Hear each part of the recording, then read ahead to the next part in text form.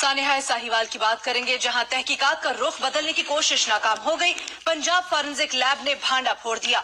जराये के मुताबिक पुलिस की गाड़ी में लगने वाली गोलियां भी पुलिस ने ही चलाई। फॉरेंसिक के लिए भिजवाई गई सब मशीन गन और पिस्तौल फायरिंग में इस्तेमाल ही नहीं हुई। सिक्के और खौल भी फराहम करदा असलहे के ना निकले। जराये के मुताबिक तहकीकात में ये भी पता चला है कि जीशान की कार को चलते हुए और खड़े होकर गोलियां मारी गईं। 1 फुट के फासले से भी कार को निशाना बनाया गया। मुतासरा कार को एक ही जाविये से चार गोलियां भी लगी, जो चलती हुई गाड़ी में लगना मुमकिन नहीं है। मजीद बता रहे हैं लाहौर से ब्यूरो चीफ जियो न्यूज रईस अंसारी।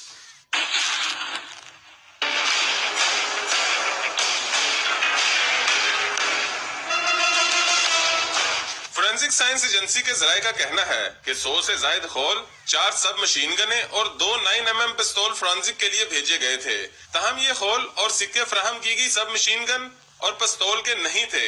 9mm का कोई खोल या गोली नहीं भिजवाई गई, इसलिए 9mm के 2 पिस्तौल फोरेंसिक के लिए फराहम करने का कोई जवाज नहीं था। जराये का कहना है कि सानहा साहिवाल में इस्तेमाल होने वाली सब मशीन गने तब्दील करके कोई और ही सब मशीन गने फोरेंसिक के लिए भेज दी गई थी। जराये का ये भी कहना है कि लगता है कि पुलिस गाड़ी में लगने वाली 4 गोलियां भी खुद पुलिस की जानिब से ही चलाई गई थी।